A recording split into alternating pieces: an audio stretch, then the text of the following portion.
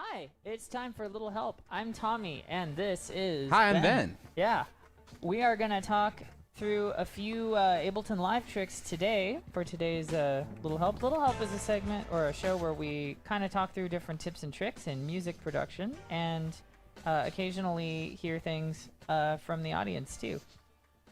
So today we're gonna be looking at some tips and tricks in Ableton. Ben is kind of the Ableton master today. He has the driver's seat, so I'm just gonna kind of keep an eye on the chat and talk to y'all as we go. If you have any questions, but I want to kind of prime the audience a little bit. So what do we have? What do we have that we're going to be looking at today? So those of us who were hanging out last week, in our floating there we couch. Are. Let's just fix that up real quick. Perfect. So if you were hanging out with us last week, Jake and I went over kind of the interface of Ableton. We have quite a few sections that we covered. We talked about DAWs in general. I need to bring up a chat myself. I need to see who's here, who's hanging. But of course, if you were hanging out with us last week, I would love to kind of go over maybe just a sweet little overview of what this DAW does and how it does those things. So let's do something like hiding each of these panels. So in the corner of each of these screens, we can actually show and hide our large panels. This is the session view. And if you click up here in the top right, you'll find yourself a top view or a timeline view. Yeah. So this is really the format that people are going to be most familiar with when looking at a spreadsheet-like audio tool. You can see here that it's picking up my microphone off of my laptop as an input. And I can show you that by, if I go to Preferences, which might be in Edit, or might be under Live. Good old Mac OS, doing your thing. So you can see here, this is what we're using to get to you guys, HDMI, as an output, and our input devices right there are built-in microphone. If you have an audio interface for your computer, you will probably see other devices in there. That's totally realistic. If that thing is not working, for example, maybe I don't want to watch this little meter go up and down. I'll go through and change my input configuration, disable that. So this will not allow me to record any audio, but it's a nice little thing to know in case you have something plugged in and you're not sure why these things are grayed out, or maybe I can't record for some reason. It's not allowing me to stick this into the red position. I cannot arm a track if I do not have an input device selected. Very, very well. There are other types of audio drivers. Depending on the system, we're just going to walk through the menu and talk about every little thing. Our sample rate, whether we do pitch conversion at with a particular amount of memory, the latency options, which you kind of have to toy around with, but generally, fewer samples is a faster input. If you're recording something live, maybe you'll sacrifice the playback quality for a faster response from your instrument. And of course, everyone's favorite, the test tone. So what it will do here is allow us to simulate what our usage is. It changes that meter up here in the top right. If you press backspace on any selected field, it'll reset. And we can also change the volume and frequency of this tone. So if you buy like a pair of headphones or speakers off of somebody and they're like, dude, the frequency response on this sub is crazy. We can do this and drop it all the way down to see what the real response is using this sine test tone. So the TV that I'm listening to this output on right now starts to really fall off at about 100 hertz. If I turn up the volume a bit, we might get a little more of that back. But it seems like just above low E on the guitar is where we're going to have our fall off. So anything that we're working on here I mean, the stream is going to experience it differently, of course, but if you're listening on a system that has like a mega subwoofer, I've had a system that will be able to, give you a pretty good sound at 25 hertz, which is stupid low. Let's see, other options. Of course, changing languages and follow behaviors and all these things, and I'd kind of like to come across more of these settings as we go, because I've changed a lot of them over the years. My default Ableton setup has some tracks that you might not recognize in your own default profile, and that's in I think it's file folder. You can make adjustments to any set and save that current set as what Ableton looks like when you open it up. And that's very useful if you have a particular arrangement of hardware or software. You're like, oh, I want to start with this piano and I want to have those plugins just ready to go because that's what I'm using right now. Very useful. Also linking out to other applications, scratch disk space, making sure plugins are all where they're supposed to be. All of that we can configure in here. And for those of you who believe in shortcut keys, which I certainly do, that's Command, comma, or Control, comma, I even believe, on Windows to jump right into that menu. So we covered our places in Ableton Live. Here you can add folders from your computer. This grayed out folder points to an external hard drive, so when it's not plugged in, I can't select anything inside of it. Desktop, documents, other places on my computer, and inside of my project. Live 8 library for those Live 8 transfer students. We actually do get a lot of those templates back. I'm partial specifically to some of the old audio effect rack presets, like mastering and performance and DJ. Like this stuff, it reconfigures existing elements that we have, like it within audio effects, and we can kind of get into the detail of those things. But some of these things are very useful if you're just like, oh yeah, I really like, vintage mastering or simple chain, something that'll kind of round out your sound at the end of a little session. So very quick presets just to make something listenable before you give it to somebody else. But let's live over here. I don't even know what the name of this panel is, and that's okay because there's another panel. If you look at this right next to our little logo down here, is the help panel. And so if this arrow is pointing to the right, it's hidden, or up, show and hide info view. So now, it's basically going to be like a PowerPoint presentation, and I can kind of read what this thing is telling you. The info view is great. You can actually add notes to Ableton presets that show up in the info view. If you have a particular rack, and we'll get into racks maybe this week, maybe next week. Holy crap! Ableton also has we've been hacked. No, I'm just kidding. No. Ableton also has a ton of really neat tutorials that kind of pop out right bar, sort of like step-by-step tutorial. Ooh, there we are. Yeah, video. And is that in the project manager view? I usually get it over at help. Help? This guy? I think help view. Let me see. What's that guy?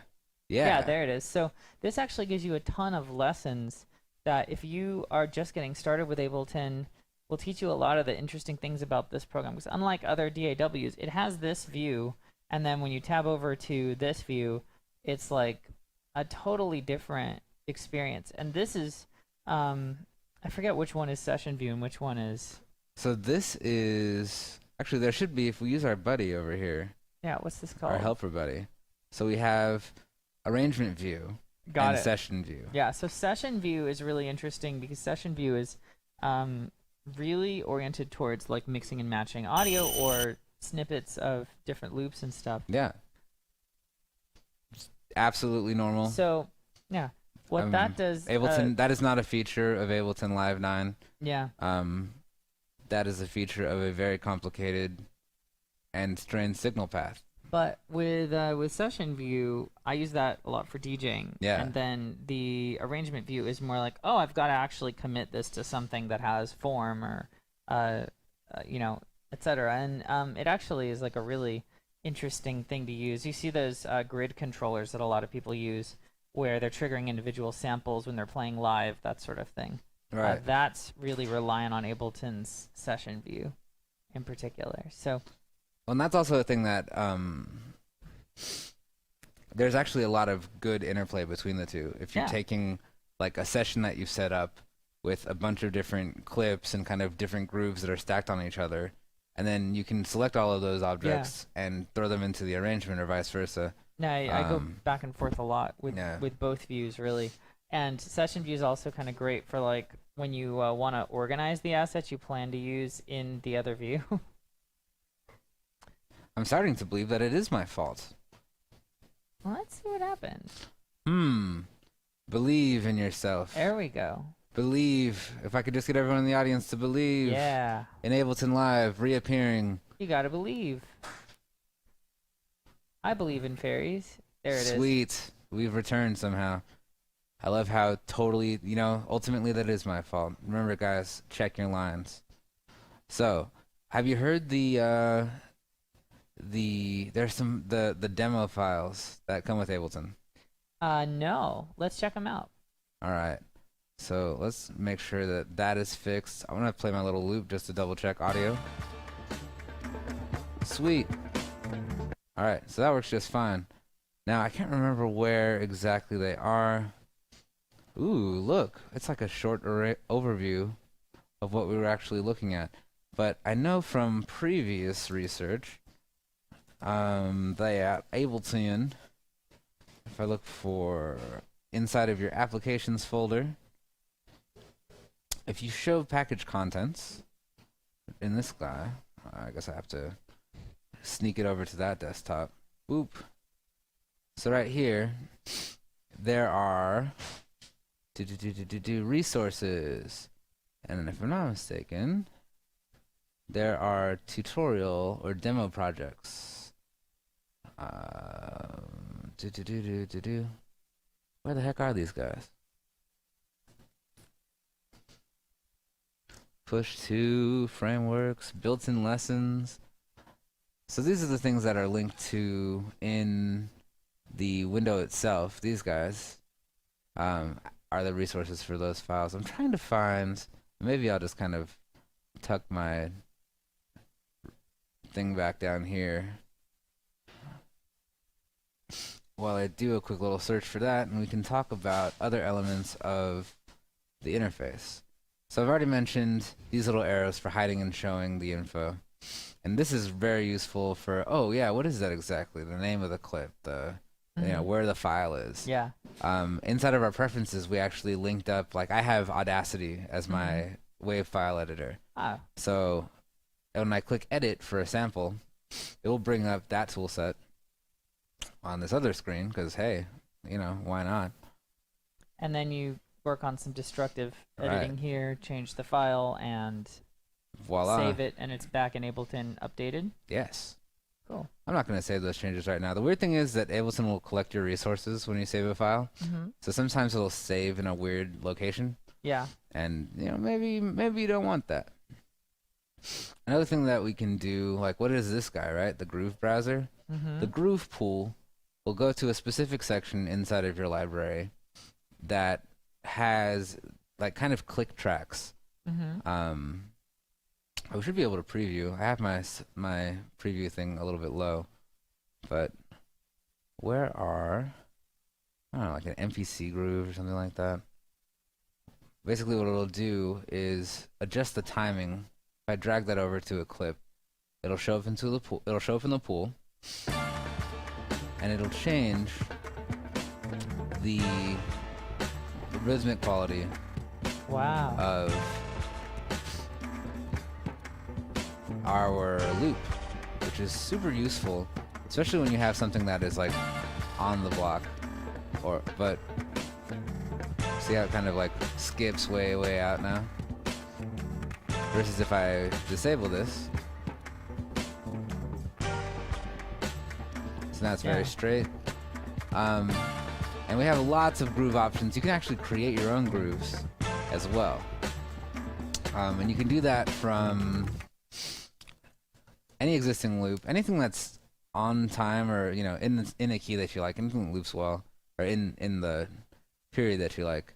You can right click and press extract grooves. Boom. Oh, cool. And so what that'll do is it'll take the warp markers from that, like all of these little gray dots here that are right above the waveform. It'll analyze those warp markers, and you can apply that setting, like those transients, to another sound. Mm-hmm. And that's sometimes useful, sometimes not, but it's always fun. So now I have another setting, and I can actually put this into, let's say, my own file of grooves. I don't know, is there like a new folder button? I'm not quite sure. Maybe in the user library. Hey, dope. Get over here, Black Groove. You rock. So that's absolutely brilliant. Instead of dragging and dropping, you can click on this little, like, it looks like a little floppy disk. For those of you who know what, a floppy disk is, that's where this image comes from. And clicking that will also do the same thing. Likewise, Ableton is loaded with a lot of redundant user interface items. So, for example, if I want to change the groove here, there's this little hot swap button. And you can hot swap grooves, you can hot swap samples. There are probably other things you can hot swap, like settings, I'm not quite sure, but envelopes. And so what it'll do is it'll turn your browser orange, and we can preview each of these settings in real time. So if I want to, press enter to throw that guy in, now we have a very weird, if not choppy, version of that timing setting. Let's get that right. Or we can just switch in another one, Congas 2. And so that's going to hot swap out that location to whatever the heck we want it to be. Close it. I don't even want to use grooves. I just wanted to show you how they work. Cool. So, yep. That is a quite useful thing. I don't know if I have questions for any of these people. Are there any questions from the audience, or is there anything you'd like to see us try to do real quick from scratch? Oh, sure. Like if the audience doesn't suggest something, I'm gonna pull something out and just say let's start from 0 to like hip hop beat. Oh, or no something problem. like that. But maybe someone in the audience would like to see something else in Ableton. So if you guys in the chat have anything you'd like to see, or a little tip or trick you'd like some guidance on, maybe somebody has a DJ set to prep and they're like, I don't know how warp markers work. Let us know. Feed into the chat. Let us know if you have any questions right now. I'm really liking Daimo Muisk's like great commentary here. Like 6 triangle chimes, wants to make a cover of One Winged Angel with kazoos and triangles. All right. And I want to hear that, so please do it and send it to us at studio@mintpotion.com. We can play with it or show it off. And I'd love to do live remixing on this segment. That'd be so much fun. I would love to. I would love to do a live remix of a kazoo track. So here I've just edited the info text for this track, which is super useful when my mouse reappears. So now instead of having the track title bar as a generic thing, I have notes for the monome track. And so if somebody opens up this project later on and says, what the heck is this, stupid track that has nothing in it for? This is what it's for. And inside of that, actually, I have a plugin from Max for Live, which we can get into way later. This is Terms by Monome, and it's kind of like a hub for, I guess, Launched is the name of the plugin. But it's kind of like a grid controller, like APC style, or I don't know, Livid controller, or something that you can launch clips in session view. It's like very useful. So we have a request from AC3. What's up, who AC? would like to check out the piano roll and get a little bit of a tour of how the piano roll works in live. Cool. So I happen to have into our groove construction here too. I happen to have a piano right here that's ready to roll. In the top right, you'll notice this flickering square, which is a grip of keys. You can activate that by clicking it. I press Shift Command K or Control K, and what that will do is give me a MIDI keyboard. Once that's activated and I have a piano-ish type sound, today we're going to be using the Arturia Whirly V2, which I just like. You don't need to look at it. You could just pretend it looks fine. They want to look at it. They want to look at it.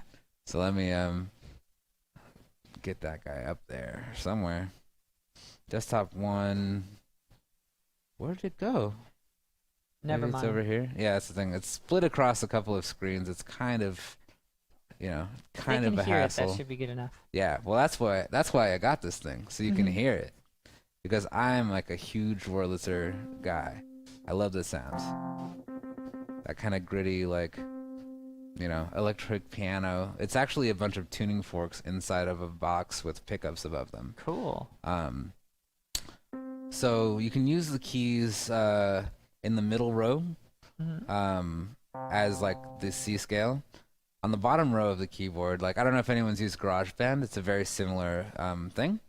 So you can press, and let's do this. If you look down here on the bottom next to this arrow, there is a little console notification. And so we can see if I press Z, I can go down Oh, yeah. octaves. And if I press X, I can go up octaves. So Cool. that's very useful. So Z and X function as octave switchers. Yeah. A, S, D, F, G, H, J, K, L, that whole thing is basically a C to C. And then I imagine the QWERTY row is going to be the black keys? Yeah. So they'll be in the space of normal accidentals. So you have A, W, S, E, D, which actually represent the same notes that are in this icon. So C all the way up to E chromatically. So when you press R, like I have a key set up so that it'll record because it's kind of conveniently in the Nice. middle.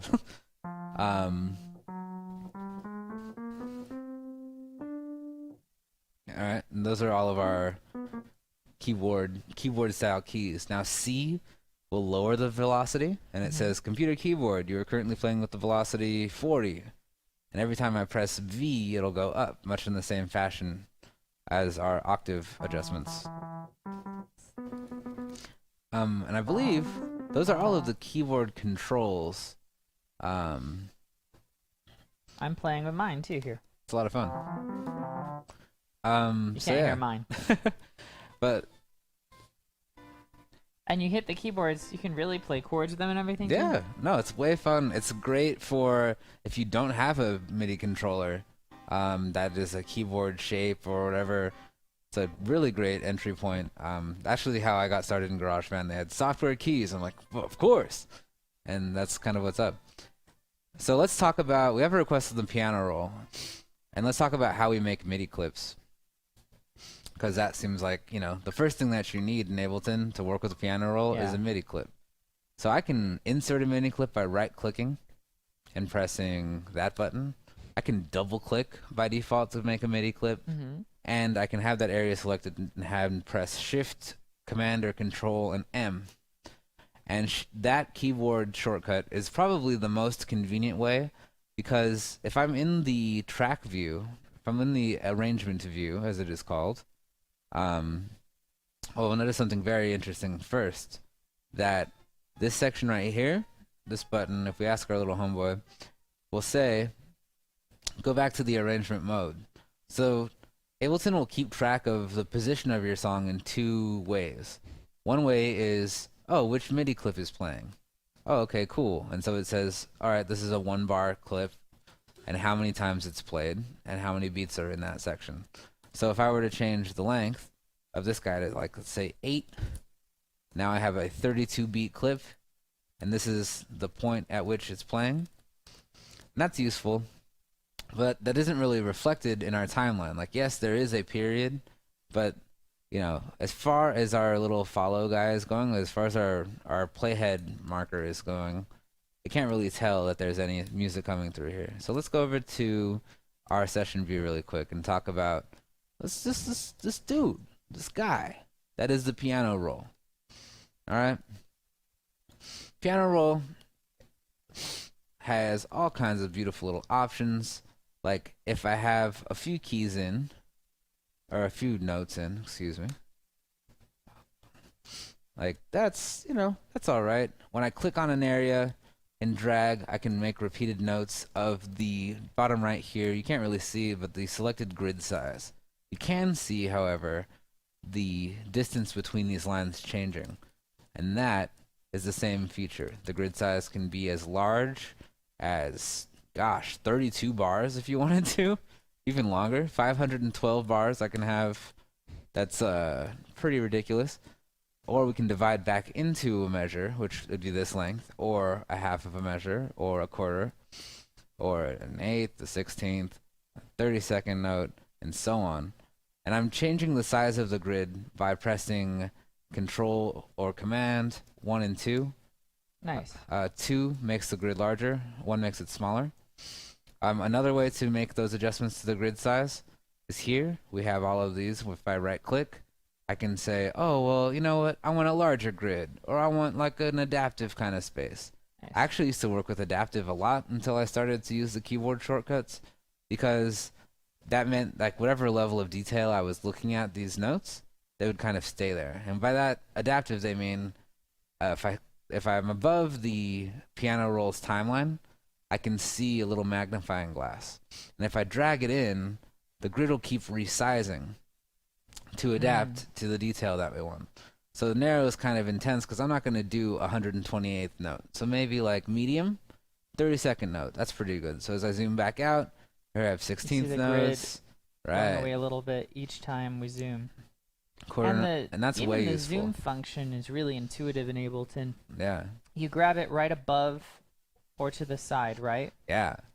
So we can actually grab the side here and Nice. scale the piano roll. So now I can see every octave that this MIDI channel can output. Or I can zoom in and look at these notes in very, very big detail to look at the very specific, like, oh, D sharp at octave 1. Now, you'll see that my cursor is a pencil. Maybe I don't want to edit with a pencil. It can be kind of a pain in the butt to get just that amount of detail in. There are a couple of things we can do with it that are super neat. For example, if I have my last note created, if I press Command D, I can duplicate that note according cool. to grid space. It'd be very useful for laying down like a drum pattern. Oh, or a absolutely. drum pattern, or kick drum or something. Right? And knowing like the piano roll like adjustments are super useful. Yeah. So using the arrow keys, I can move around that note depending on the grid size. Let's say I put fold on and I had like everything inside of a specific scale, then I can instantly jump to the correct interval. That's pretty cool. That is really cool. I can select notes like in that row by holding Option or Alt on the Windows platform. Sweet. And so that will kind of go through and adjust those things. If I press Shift, I can change the length of a note. So I can go, okay, that needs to be longer. Sure. And this is using the arrow keys to make those adjustments. I can also do a finer adjustment. Like if I do Shift Alt, I can start to select more keys. It starts to get pretty crazy. Yeah. Like this is stuff that you can't get on YouTube. Probably can. Probably. But this is all based off of right here the brush mode or the draw mode switch. And so you can see inside of these hard brackets on the left that the B key enables and disables draw mode. We can actually change the keys for a lot of our tools, but we'll get into that later. Yeah, let's not go down that rabbit hole. Let's not go down that route. So we've looked at this. Now this is in the session view. Yeah. And something very important about the session view is that, to me, it's distinguished as chunks of sound, right? Like if we look at the screen here, right up there in in the sunshine region here, Right. we've got you can see there's a grayed out area and there's that 2-bar kind of section. Now that is actually a looping section, correct? Yes. And so if we tell it to loop right there on the left, we have under notes actually, that will be a looping section. And if not, the triangles underneath that sort of gray loop bar, those are the start and finish, correct? Right. So if you turn the loop off, then it's only a 1-bar clip in this case. And we haven't put anything in here, but this is really specific to Ableton and to session view in particular, right? Absolutely. This is like I'm creating a hi-hat loop, and I want that layer to come in when I trigger it in the mix, right? Yes. So let's do one more thing in terms of just like making noise, right? Yeah. So I disabled the brush mode, and that makes it easier to select notes. but you have to double click to create a note in this case. Mm-hmm. And also we are way the heck down here. So let's do another trick. If I have a note selected, we're at B at 0. If I press shift and up, I can jump an entire octave, which is super useful when you're trying to fix the tone of some kind of part, or maybe add a sub bass or some kind of other number of adjustments. So let's do, I don't know, a couple of notes. Let's do like a nice little. Some kind of simple. What is that? I don't know. Let's do a major 7 chord. Sweet. What do you want as the root? Let's C major 7. Sweet. So here we have C. Mm-hmm. We have to skip an interval. If the next note in the scale is D, we have to go to our arpeggiations. E. G happens to be in the right place. That's convenient. And F also happens to be off by an octave or two. Whoa. Do C G. I'm messing that up. And 7th, major 7th? B. Okay. Yeah.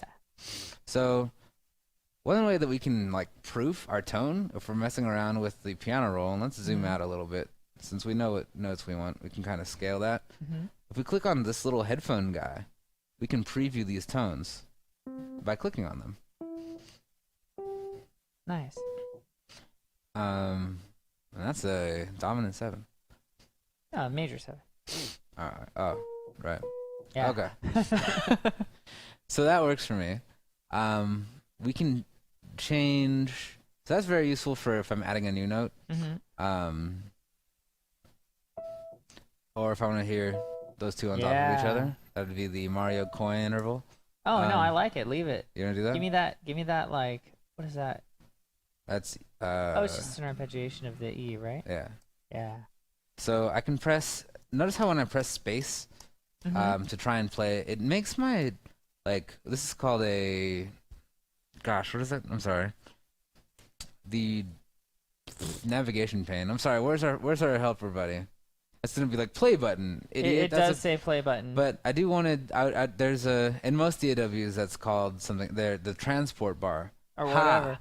That's called a transport section of your DAW, where you have stop, play, record. Ableton has a couple of other strange features that are sort of unique to it. For example, this plus sign gives us the ability to add MIDI overdub to an arrangement. So if we're playing a beat, for example, or even a piano part where we want to have layered sounds, we can add that live, which is pretty neat. We'll probably be doing that. So now, and I kind of want to branch out from the piano roll because we've covered most of it. There are, of course, a few more things we can do, but there's only one question I have about this, which is that we're looking at it in session view. Is there anything different about how the piano roll acts in arrange view? Or whatever it's called. Those differences are kind of diminishing, but you'll notice that's arrange view. You'll notice by the first thing in arrangement view is we have our MIDI note. We have our MIDI like clip that we're working on. If we switch over to session or to arrangement view, it doesn't exist. Even if we go back to the arrangement, there isn't a clip there. Yeah, and that's an issue. If we did all this work in this guy, who sounds beautiful by the way. Now see, this is probably because it's being treated like a triggerable clip. Is that correct? It's basically a clip that needs to be triggered in this column. Yes, but it's a clip that is managed in the session view. Yeah. That doesn't really have a home in the arrangement view. And so how do we get it over to the arrangement view if we want it? Well, here's how I learned how to do it. And there are a couple of ways. We can copy and paste it. Right, so you can go over here, right click, you can copy, or press Command or Control V, and then click over here to our session view, and in any actual MIDI channel we can paste that. There it is. So that works, but it's also not playing from here. That's kind of weird. That's because in order to hear what's going on in the arrangement view, we have to follow the arrangement, this button right here, or return to arrangement view. F10, some crazy person has arranged. I actually set up a key. I set up a key for this. I use little f. By the way, when you set up keyboard shortcuts, capital and lowercase letters count. So if I press F, it'll go to arrangement view, back to our arrangement. And now, oh, maybe it wasn't even in the right spot. Hey, there it is. And so now when I click on that, it will show back up in our other piano roll. And the piano roll behaves really similarly in either mode. So it's really just the way you're arranging that. Now, one thing that the session view does, though, that's really weird, or different, I guess, in comparison, is we can do other things with this channel. We can modulate different programs, different program changes, just like here, we have an envelopes view. So let me just like unscrew that real quick. There are a couple of things that are kind of hidden down here in the bottom left. We have our launch type. We have our note adjustments, and this is where we do most of our work. Like, oh, maybe I want this guy to loop. Okay, cool. So I have this. Let's make a quick adjustment.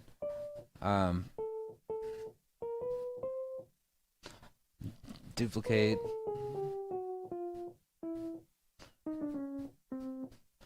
All right. And now when I play this guy,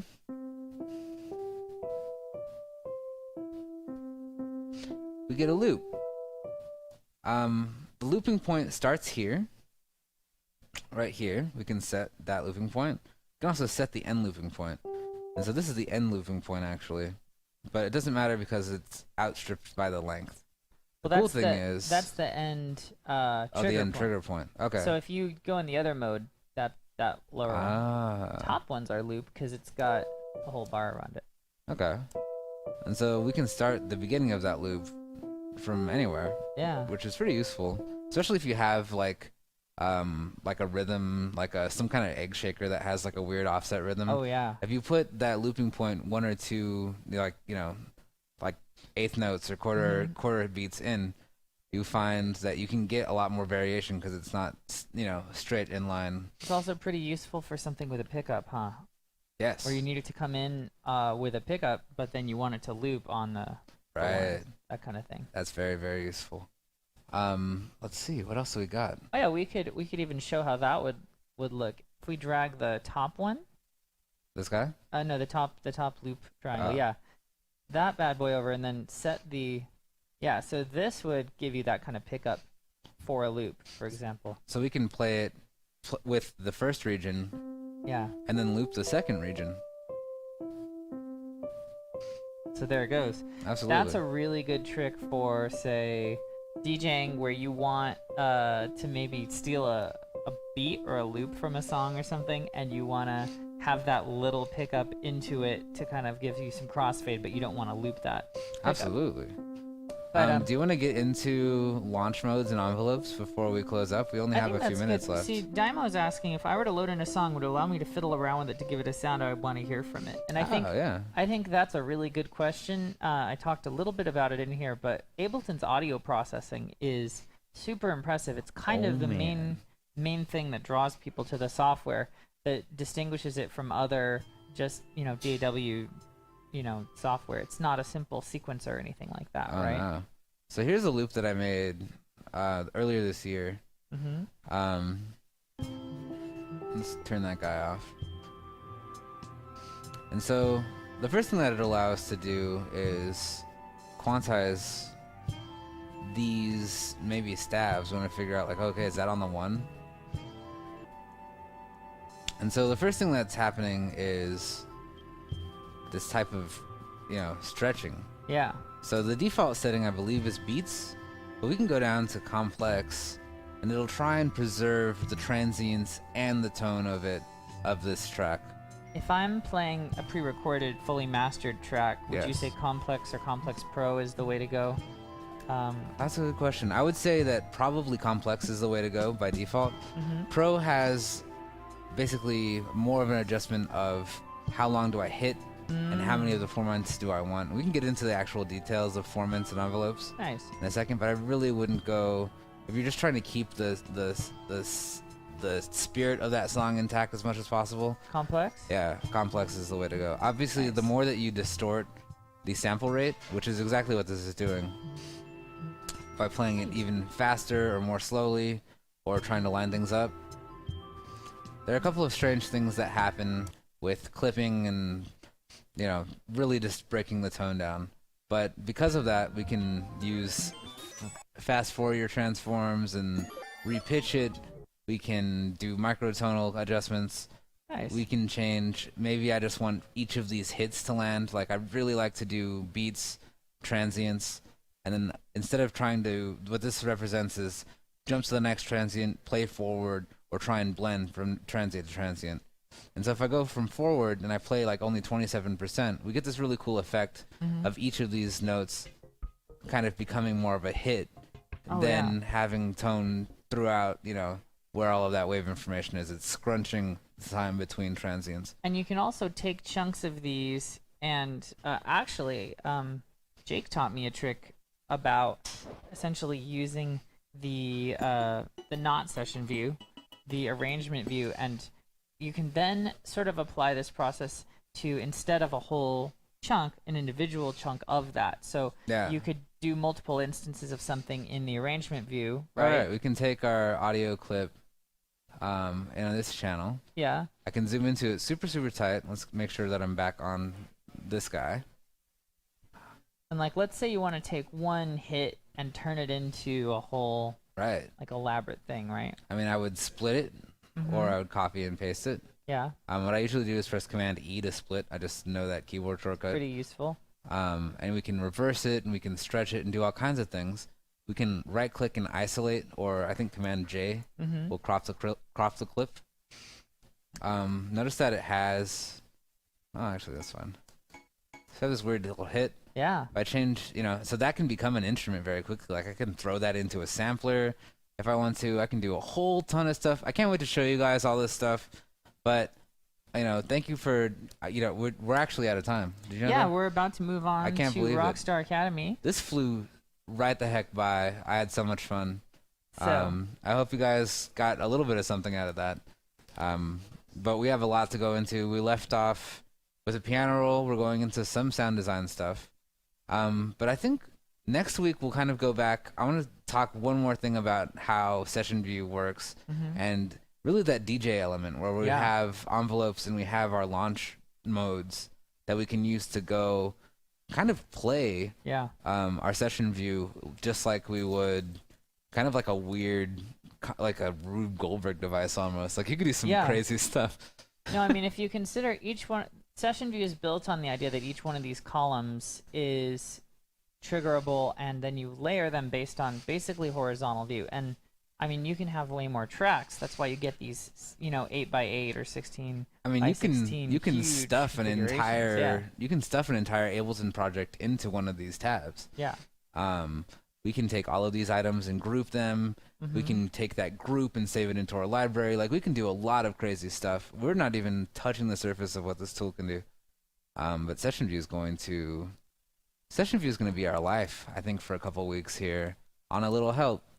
Also, please send your questions to us. I mean, studio@minpotion.com. We got plenty of, I don't know, subject, maybe a little help.